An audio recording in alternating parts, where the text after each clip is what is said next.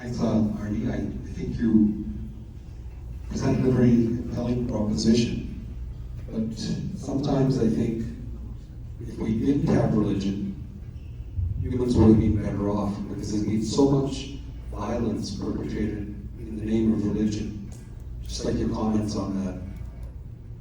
Well, I cannot disagree with you. I actually alluded to that myself when I referred to religion as often being a way used by various factions, if you wish, or societies as a whole, even countries, to basically get their own way, to use aggression and so on.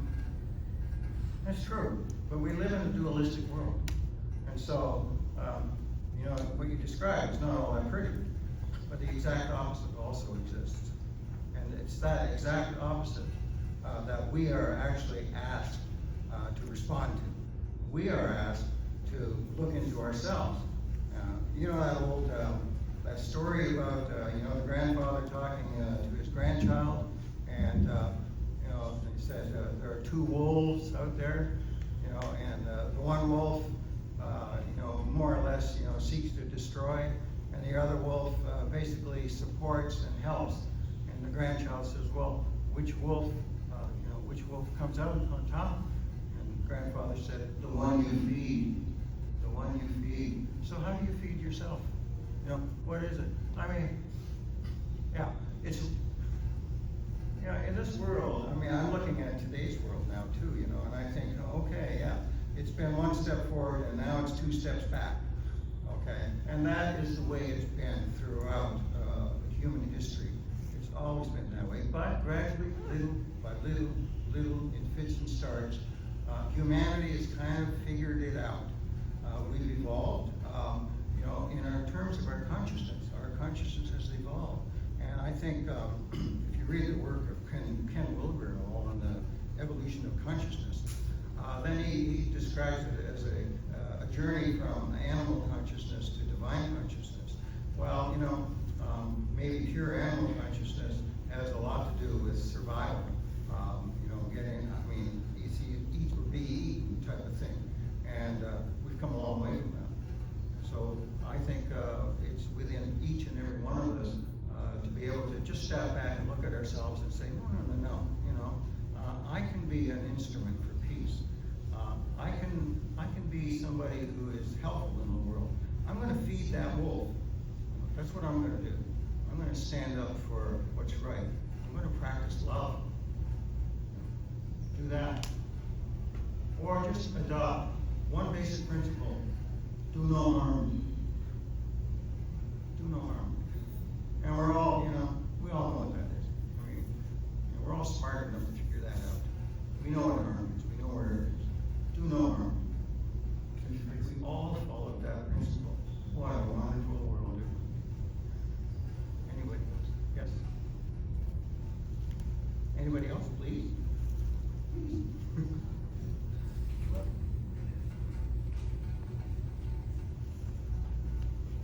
Thank you very much. It was very interesting and inspiring. Okay. I have a very similar background because I was also Catholic. And when I was growing up, Gandhi was one of my heroes. But so was a German priest who was trying to assassinate Hitler. So I think sometimes the individual development can be integrated in a community development as well as administrative structures. Like we do need Just a little louder, please. a little bit louder. Okay. In your presentation, there was a lot of similarities to the Baha'i faith. And I think Baha'i faith practice the unity in diversity. I think many people here in this room are familiar with the temple in New Delhi, which is the Lotus Temple with entrances of 9 entrances, which invites everybody to worship together. So all the holy writings are recognized as the holy But then there is also a tight dimension of our development and society development, which is progressive. Like unity in diversity was not possible before because we didn't have phones, we didn't know each other. But now we do travel everywhere, and we recognize that unity in diversity is a very important principle. So the question that I have is, if Sai Baba has any contact with the Baha'i faith, because there are a couple of principles which I think are essential, like equality of men and women, or science and religion going hand in hand, or having a different form of government, like not hierarchical, one person at the top, but 9 people who are elected once a year. Yes. And you want me to speak to that? Yes. In terms of, you want me to speak to that in terms of what I know of the Sai Baba or other religions? What are the linkages? Yeah, Because well, I want to similarities. I think I alluded to that in one, you succinctly put it, but we're more and more living in a global world. We're all coming together, and I'm glad that you brought up the Baha'i faith, which is a response to that, and so by the way, I don't know if any of you have ever gone, but if you go to Chicago, go to the Baha'i temple, it's gorgeous, so stunning and so inspiring. So I think there's, within the world's religious traditions, okay, there are people who naturally gravitate towards what they consider to be the fundamental way of looking at it. There's no deviation from it, okay? What are the rules? What has developed in terms of the rules, the dogma, the teachings? At the same time, all religions everywhere are based on a transcendental core vision. Essentially, the vision of Zarathustra, became Zoroastrianism. The vision of Jesus was then became Christianity. There was no Christianity before Jesus, as there was no Buddhism before the Buddha. So if we allow ourselves to look deep, so if you're a religious person, go deep. This is what Kabir, the weaver, he taught. He said, you have to go deep into a religion to understand really what it says, what it is teaching you. And when you go deep into the transcendental core of all the world's religions, basically they start looking very much the same. And so this is, I think, what we're called to do as individuals. And some people, I think, with a more global vision, and some people who maybe are even curious enough, who want to have a deeper, more meaningful experience, will take the time to do just that. So that's the only answer I really have. And there are people who teach that. My guru, Sai Baba, that's part of his teaching. It's part of the teaching of the Buddha. And so on. It goes, look deep, and you will find pearls. If you muck around in the shallows, you're not going to find them. And unless you're willing to look at the transcendental, the mystical core, if you want to call it that, the original vision of each of these world religions, you're going to have a hard time appreciating where they meet at that very, very deep place. And so that's very much what this talk was about. That's very much what Gandhi believed, but it was more than that. The meeting points were in values. The meeting points were in morality. The meeting points were in searching, seeking. self-realization. The meeting points were in being selfless, serving humanity. The meeting points are, how am I inspired to go out and help in the world, work for peace and to work for justice. Those are all the meeting points that Gandhi modeled in his life, and that you will find in each of these world religions. And so, you know, it's tough. But I think you hit upon the point that we actually are now at a point in human history, because the evolution of the consciousness of the species is such that more and more people are able and willing and want to hear this. They want to do this. Now, I mean, it looks like a pretty crazy world out there, but you know, the people still exist, and so there's a room full of them right here. Yes, sir. Anil, we have a hand here. Oh, this right in the front. Yep. Oh, yes.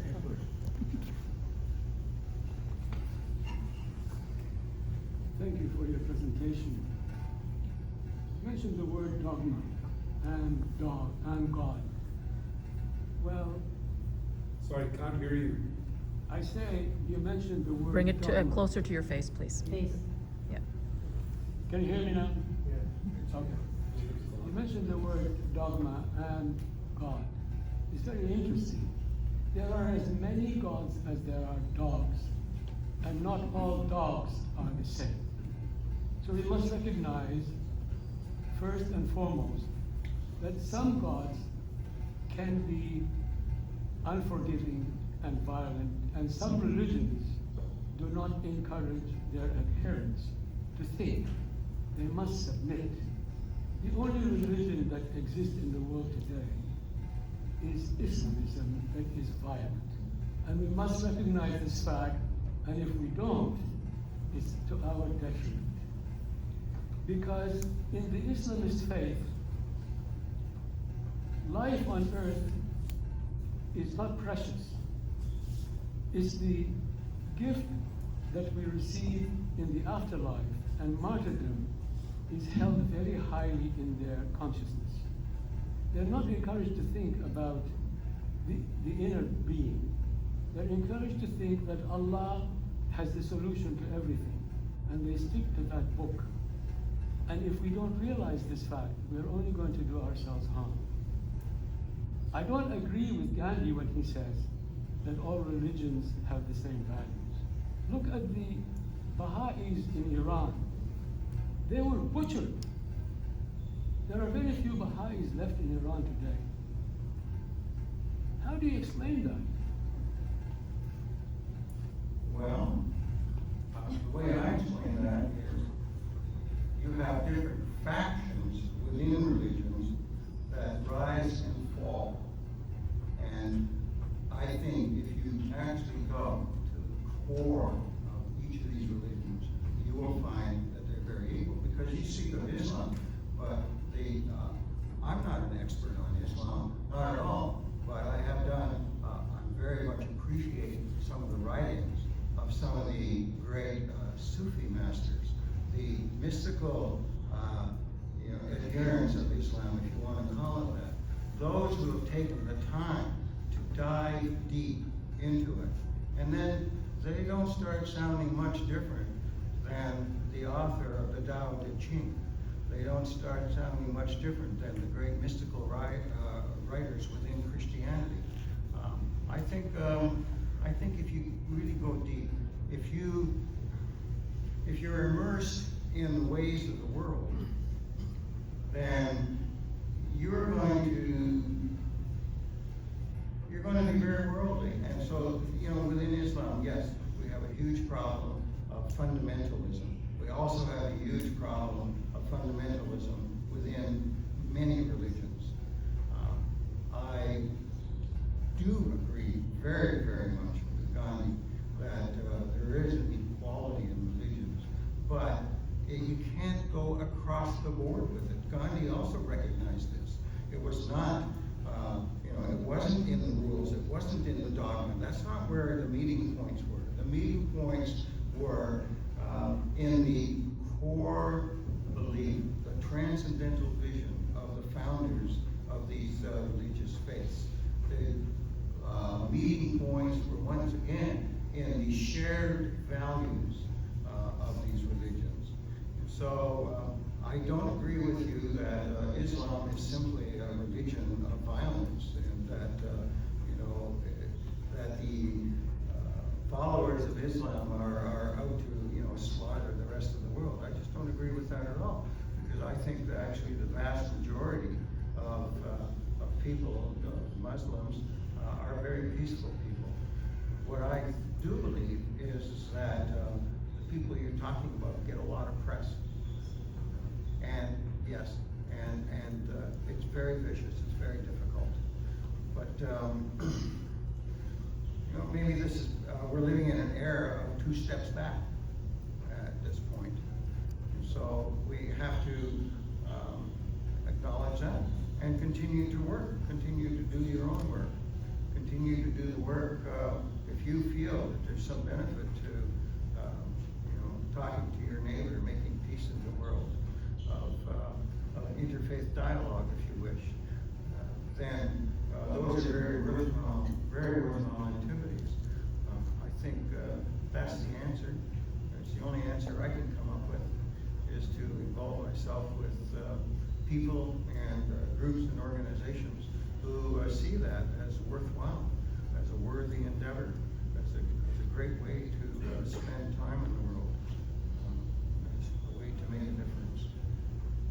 So Edward, I hope I don't know if I've answered you at all. But, well, no, I'm sorry you didn't answer it, because it's in the Quran. It says, kill the infidel. No other religion says that. Does it actually? I don't know. I don't know the Quran.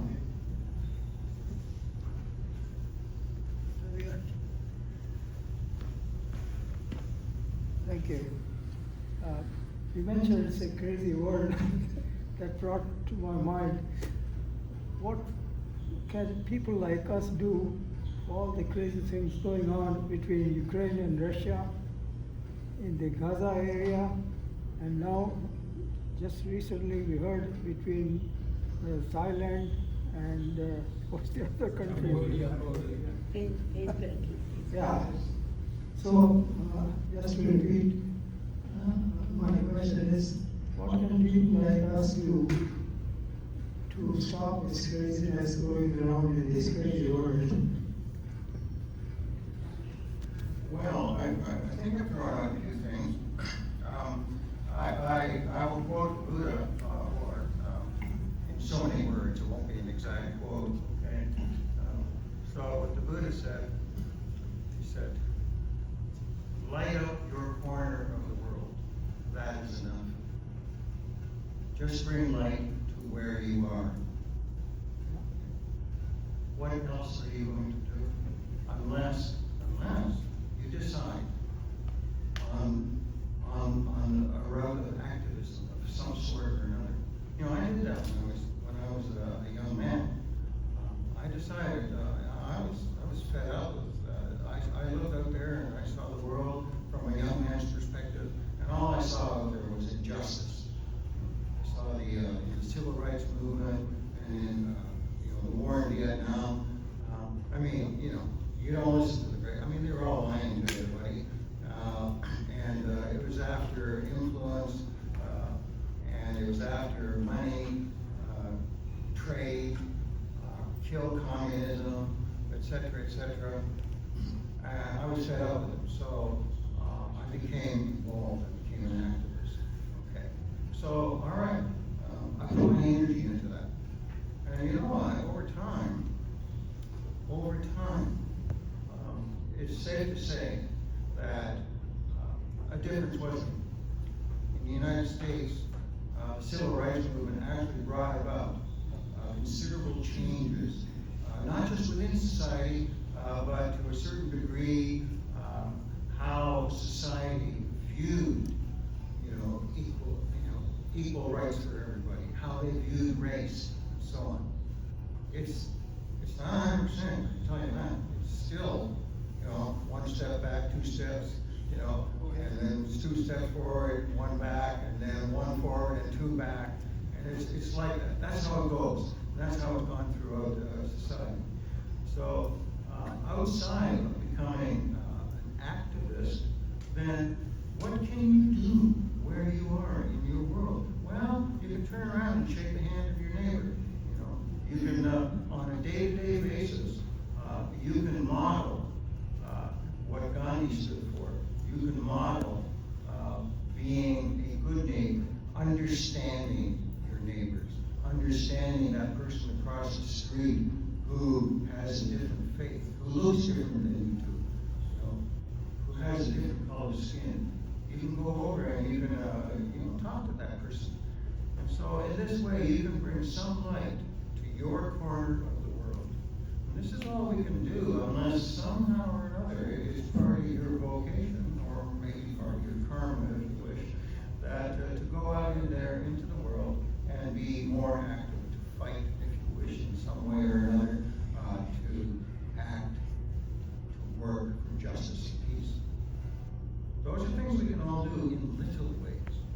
And the best way we can do that is magnify what we do by joining with others.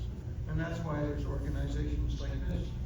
And that's why in a school like the Sathya Sai Baba schools, they teach values like love, peace, truth, right conduct, nonviolence. That's why in organizations around the world that care about the society they live in, and who step back and look at themselves and say, we as human beings are basically of love, not of hate. That's what I believe. I believe that, in the Christian sense of saying that I'm created in the vision of God,